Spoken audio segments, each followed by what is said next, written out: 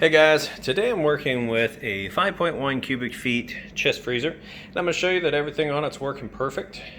Not a whole lot to show, but I'll show you that it's at temperature, and I always try to have it plugged in too, so when you get here you can check for yourself. Listen to it running and all that. But temperature gun here, you can see 78.8 degrees Fahrenheit on the lid. Changes a little bit kind of where you're going with it here. So that's how this gun works. Right in between those two red dots is where it takes its temperature measurement. You can see nice negative 13, negative 18, 16. We'll go all the way down to the bottom, negative 16.